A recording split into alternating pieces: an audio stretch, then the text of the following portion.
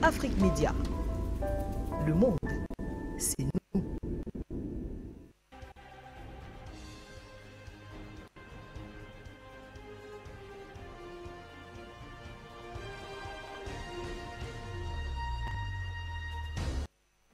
Vous êtes en direct de la télévision panafricaine, mesdames, messieurs, bonsoir et bienvenue au Grand Journal. Dans un instant, les titres. Dans le G5 Sahel, le Tchad et le Niger appellent le Mali à réintégrer l'institution régionale. La demande a été faite mercredi dernier dans la capitale tchadienne N'Djamena par le président du Conseil militaire de transition du Tchad, le général Mahamat Idriss Déby, et le président nigérien Mohamed Bazoum. Les deux chefs d'État exprimaient au cours d'une conférence conjointe. Ils regrettent ce retrait et espèrent que le Mali revienne sur sa décision. Et puis en Côte d'Ivoire, rencontre ce 14 juillet entre trois éléphants de la politique. Pour la première fois depuis 12 ans, le président Alassane Dramane Ouattara et ses deux prédécesseurs, Laurent Gbagbo et Henri Konan Bédié, se sont rencontrés ce jeudi. En ligne de mire, la réconciliation, mais aussi l'élection de 2025. Mesdames, Messieurs, c'est tout pour la vitrine. Une fois de plus, bonsoir et bienvenue au Grand Journal sur la télévision panafricaine. Et on démarre avec la Côte d'Ivoire. Nous l'annoncions en titre. Trois géants de la politique ivoirienne se sont donc rencontrés ce jeudi pour la première fois depuis 12 ans. Le président Alassane Ouattara et ses deux prédécesseurs, Laurent Gbagbo et Henri Konan Bédié, se sont donc rencontrés. On parlait donc de la réconciliation, mais aussi de l'élection de 2025. Les rides des trois derniers présidents ivoiriens se sont donc creusées. Les voix sont plus chevrotantes et les démarches claudicantes. Mais les années effacent-elles les haines? Atténuent-elles les ambitions et les désirs de revanche?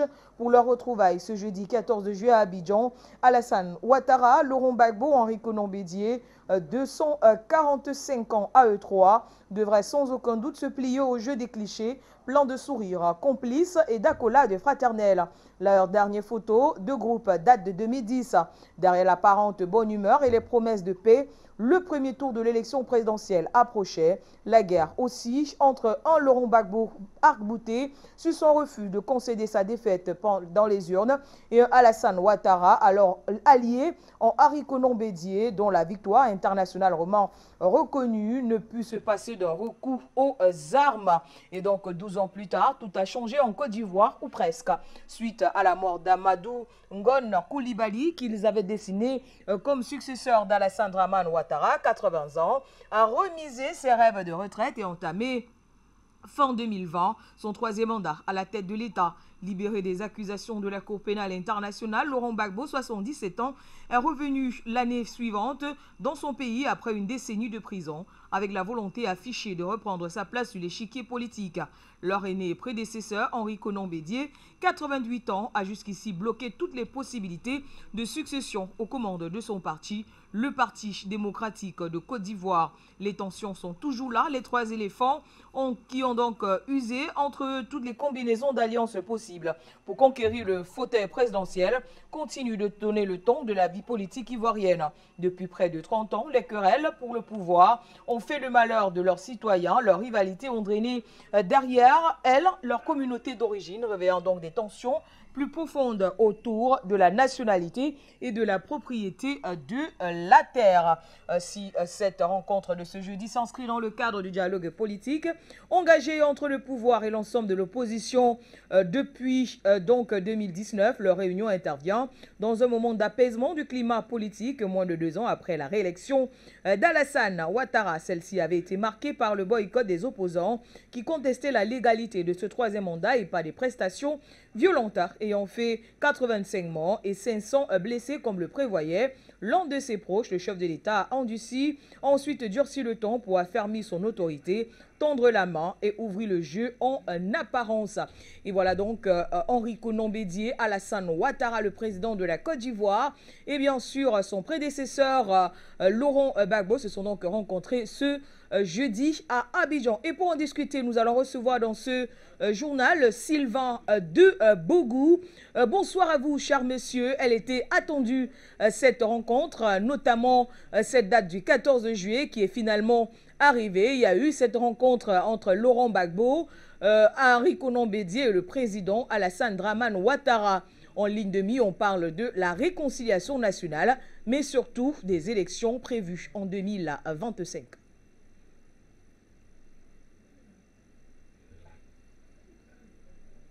Bonsoir Sylvain de Bogou. Voilà. Ici, cette rencontre, d'abord, il faut dire que c'est une rencontre, je dirais, symbolique par rapport à la date de l'indépendance de la France.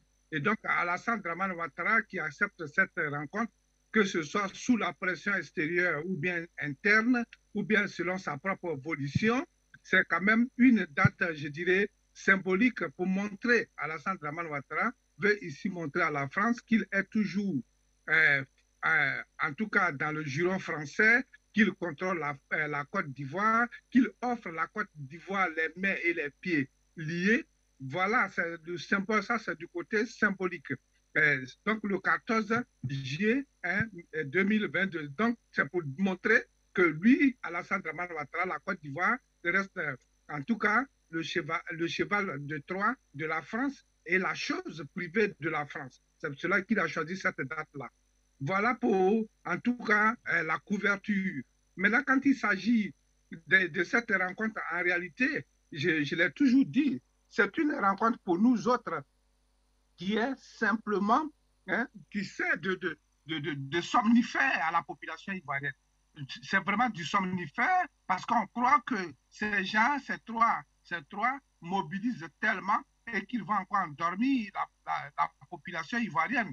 Parce que les Ivoiriens aujourd'hui, la Côte d'Ivoire, elle est malade. Et Alassane Dramane Ouattara, lorsqu'il sait qu'il y a un danger, lorsqu'il sait que la population grogne, lorsqu'on parle aujourd'hui de la cherté de la vie en Côte d'Ivoire, lorsqu'on parle de l'insécurité en Côte d'Ivoire, Alassane Dramane Ouattara trouve quelque chose, une sorte d'échappatoire et réunit ces deux personnes-là qui ont dirigé la Côte d'Ivoire également, qui se sont, disons, nous le disons clairement, qui se sont amusés avec lui lorsqu'il était opposant, lorsqu'il voulait détruire, et il a bien dit qu'il allait faire tomber ce fruit lorsqu'il sera mûr, il allait rendre la Côte d'Ivoire ingouvernable, et donc, lorsqu'il constate qu'il y a quelque chose comme ça qui sonne quelque part, Alassane Dramane Ouattara trouve cette date et réunit les deux, Laurent Gbagbo et Bédié, pour calmer la population ivoirienne, parce que la société civile,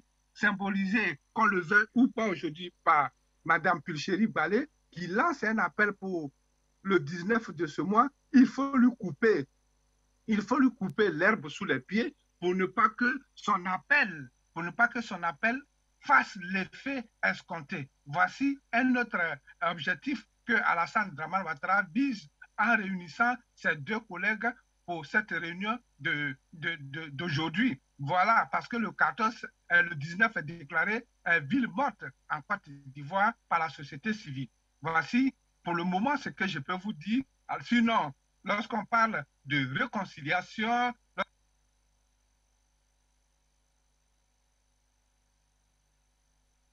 des soucis de liaison avec Sylvain de Bogou, mais l'essentiel a certainement été dit en ce qui concerne cette rencontre entre ces trois dinosaures de la politique ivoirienne, notamment le président Alassane Dramane Ouattara et ses prédécesseurs Laurent Gbagbo et Henri Konan Bédié. On aura certainement la quintessence de cette rencontre qui s'est donc déroulée ce jeudi 14 juillet du côté d'Abidjan. Nous l'annoncions également en titre, le Tchad et le Niger appellent donc le Mali à réintégrer la force conjointe du G100 Sahel. La demande a été faite mercredi dans la capitale tchadienne, Djamena, par le président du Conseil militaire de transition du Tchad, le général Mahamat Idriss Déby, et le président nigérien Mohamed Bazoum. Les deux chefs de l'État se sont donc exprimés au cours d'une conférence de presse conjointe.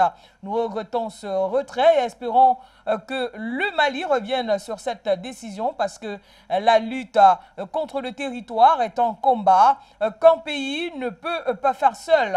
C'est donc ensemble, a déclaré Mahamat Idriss Déby, et d'ajouter: nous allons encore nous rapprocher de nos frères maliens pour qu'ils reviennent dans le G100 Sahel avant de reconnaître que le retrait du Mali va certainement avoir des conséquences sur la mission de la force conjointe du G5 Sahel.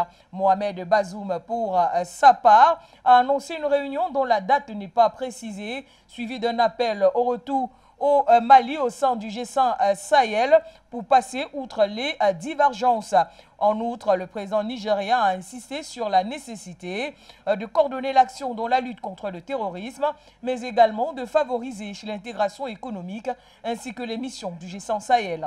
Pourtant, Mohamed Bazoum avait déclaré au mois de mai dernier que le G5 Sahel, regroupant 5 pays du Sahel, n'existe plus. Le G5 Sahel est mort depuis le second coup d'État au Mali en mai 2021. Bamako est dans une fuite en avant qui l'isole en Afrique et nous prive d'une stratégie concertée et coordonnée pour lutter contre le terrorisme, avait-il indiqué Mohamed Bazoum dans un entretien accordé aux journaux La Croix et L'Observateur. Le Mali avait donc décidé le 15 mai 2022 de se retirer de toutes les instances du G5 Sahel, y compris la force conjointe, suite à l'opposition de certains États du G5 Sahel à la présidence du Mali, qui est liée aux manœuvres d'un État extra-régional visant désespérément à isoler le Mali, avait annoncé le colonel Abdoulaye Maïga, porte-parole du gouvernement,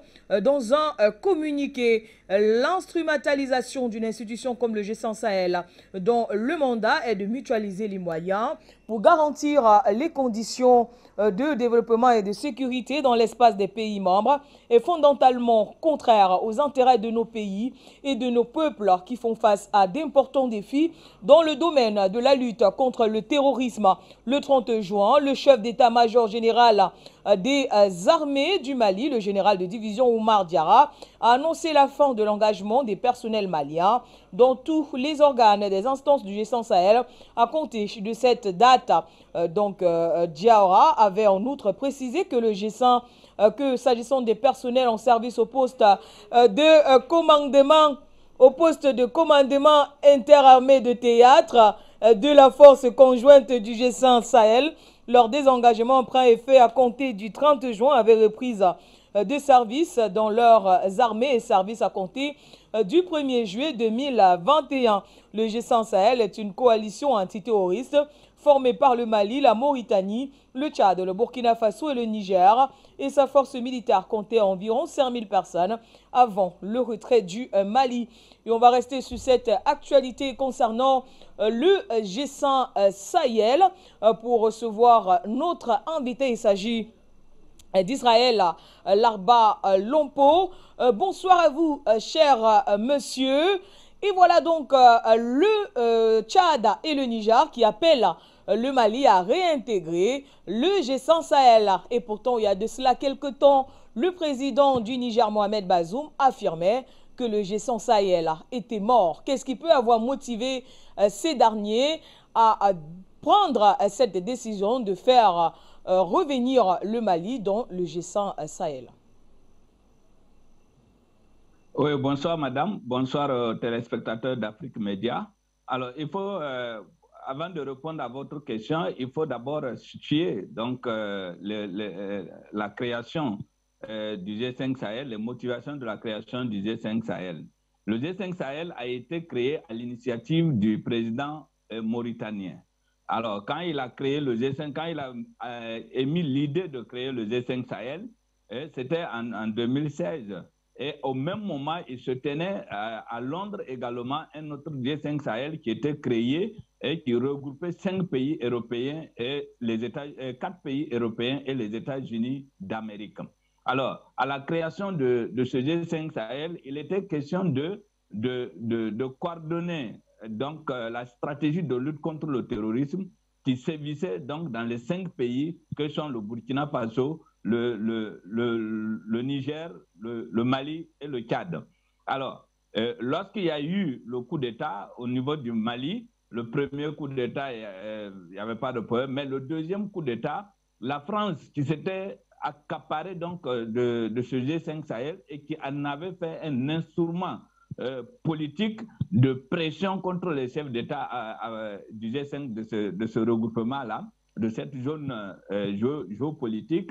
Alors, avait mis la pression sur les autorités maliennes et mettait la pression également sur les autres autorités des autres pays membres, et à tel point que lorsque le tour du Mali est arrivé de prendre la tête donc de ce G5 Sahel, la France, dans ses combines, a empêché à ce que la présence du G5 Sahel revienne au président Assimi Goïta, et parce que tout simplement le président Assimi Goïta n'accepte pas de s'aligner sur la volonté impérialiste d'Emmanuel Macron. Et donc, Emmanuel Macron étant en réalité le vrai président du G5 Sahel, alors a refusé que cette présence revienne donc au Mali. Et donc, le président malien ayant constaté que ce machin est une manipulation et manipulé depuis l'extérieur, notamment par la France, ils ont décidé tout simplement de quitter le G5 Sahel. Mais il faut rappeler que depuis la création de ce G5 Sahel, ils n'ont jamais mené une opération conjointe dans la lutte, en matière de lutte contre le terrorisme. La seule fois qu'ils ont fait une opération, c'était en novembre 2018. Et c'est la seule fois où il y a eu une opération de ce regroupement-là sur le sol malien. Et donc, le G5 Sahel ne répondait plus à rien.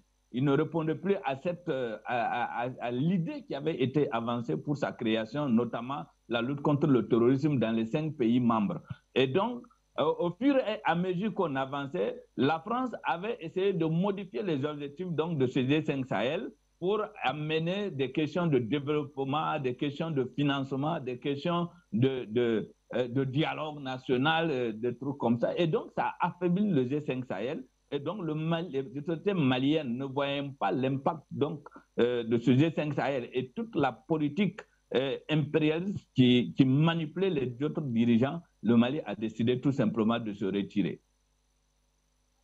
Israël Larba Lompo, pensez-vous que le Mali, après ce qui s'est passé, normalement il devrait prendre la présidence du G5 Sahel, et le Tchad qui a décidé donc de garder le témoin sans toutefois le passer au Mali. Pensez-vous que cet appel du Tchad et du Niger sera favorable? Le Mali va-t-il accepter de réintégrer aussi facilement le G5 Sahel? Il faut rappeler que le président nigérien Mohamed Bazoum avait déclaré que le G5 Sahel est mort. Et Idriss, le président tchadien également, avait déclaré la même chose. Sans le Mali, il n'y a pas de G5 Sahel. Donc tout le monde comprend que ce machin de G5 Sahel, en réalité, n'était conçu que pour le Mali, n'était devenu qu'un instrument donc de contrôle des autorités maliennes,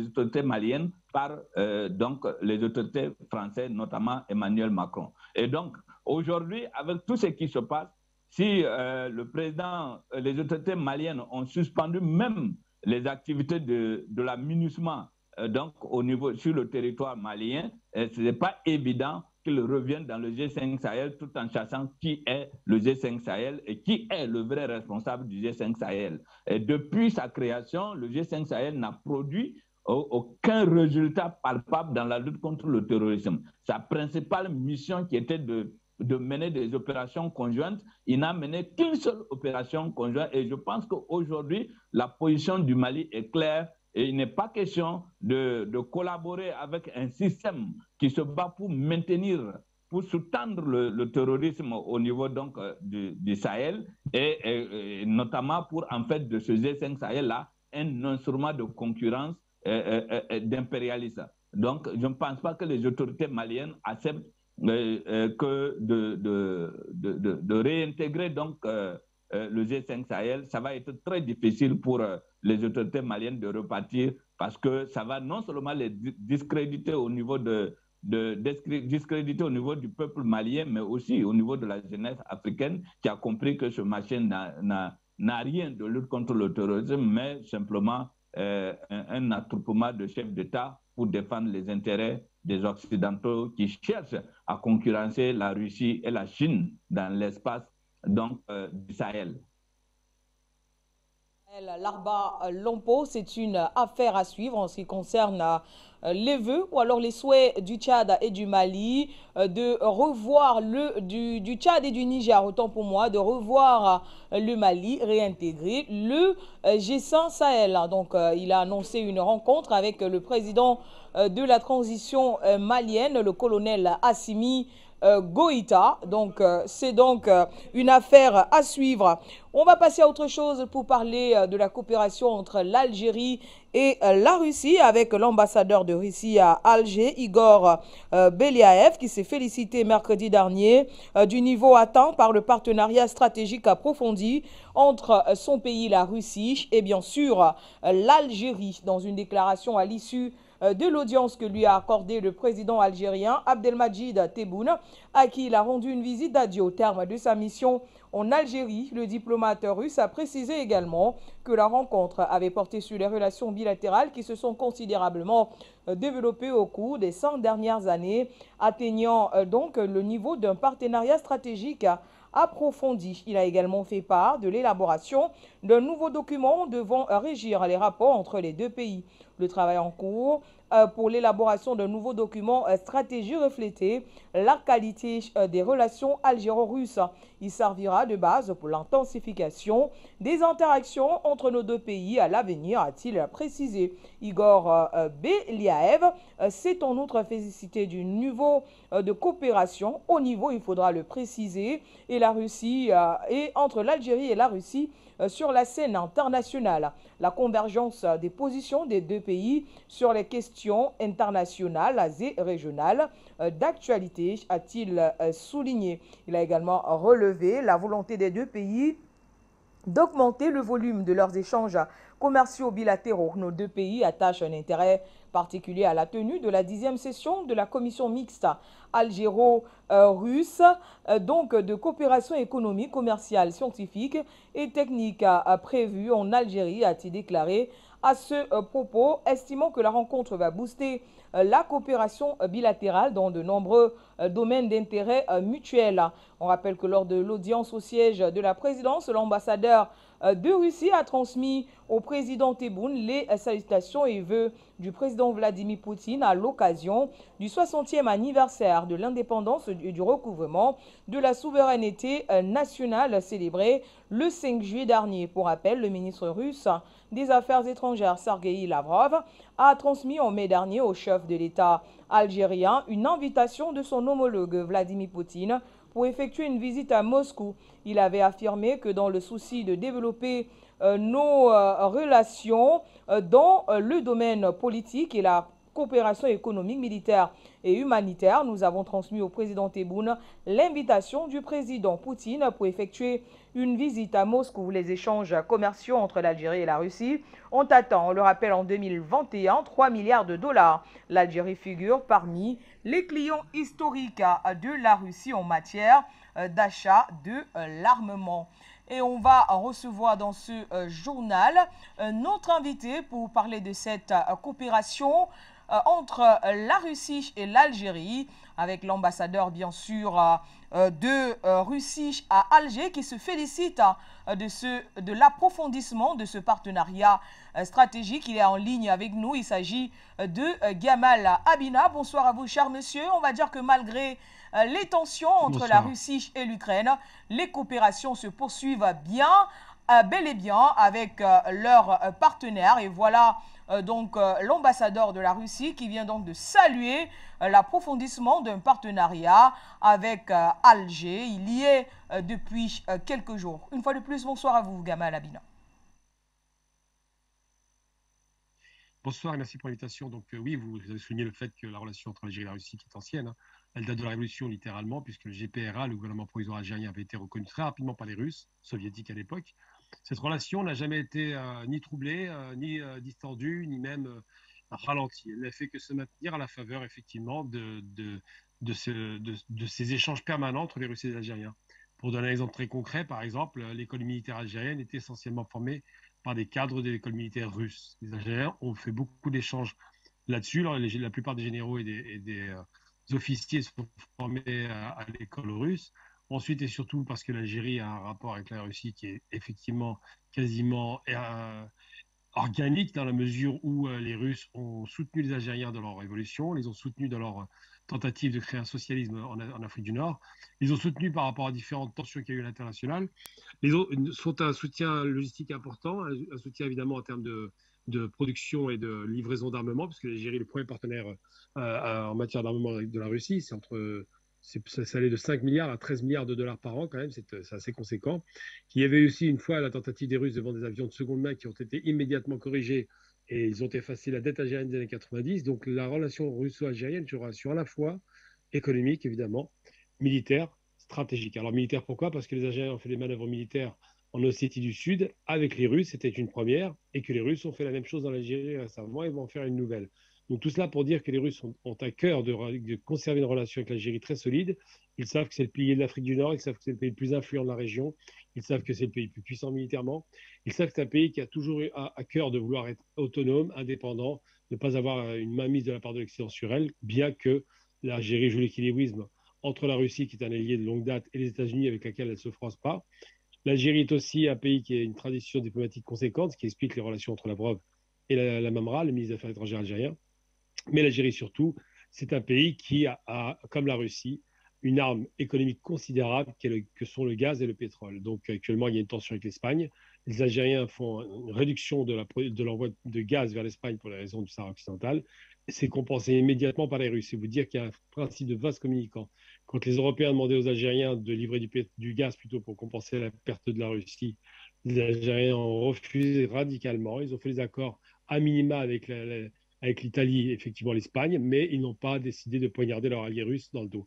Donc l'Algérie et la Russie sont faites pour s'entendre depuis très longtemps, ont décidé de maintenir et d'intensifier leurs relations, et aujourd'hui ils sont en train de parler de relations économiques qui doivent s'accroître, de transfert de technologie, et le fait que les Russes se rapprochent d'un allié qui ne les a pas trahis. Pendant le vote de l'ONU récemment, l'Algérie a voté contre les sanctions contre la Russie, contre son isolement, ne s'inscrit pas du tout dans les marches pro-ukrainiennes, puisque les relations entre l'Algérie et l'Ukraine sont quasiment marginales, mais surtout l'Algérie s'inscrit clairement dans une filiation et dans une fidélité dans la relation avec la Russie qui n'a jamais été démentie jusqu'à présent. Gamal Abina, rendez-vous dans nos prochaines éditions d'information. Referme cette édition du journal avec du sport et la Coupe d'Afrique des Nations féminines qui se poursuit du côté du Maroc avec bien sûr les premiers qualifiés pour les demi-finales qui sont connus. Il s'agit bien sûr de la Zambie, vainqueur au tir au but de la Zambie, voilà, qui s'est donc qualifié au tir au but, 4 contre 2 la Zambie, et donc le Maroc également qui a pris le dessus sur la formation du Botswana. Actuellement, le Cameroun affronte la formation du Nigeria et le score est d'1-0 en faveur des Super Eagles qui pour l'instant sont qualifiés pour les demi-finales, synonyme de qualification pour la Coupe du Monde. Tout à l'heure à partir de 21h GMT, ce sera donc la formation de l'Afrique du Sud qui jouera bien sûr la Tunisie. Et voilà qui marque un terme à cette édition du journal sur la télévision panafricaine. Merci de nous avoir suivis. Restez en compagnie de nos programmes. Afrique Média, le monde, c'est nous.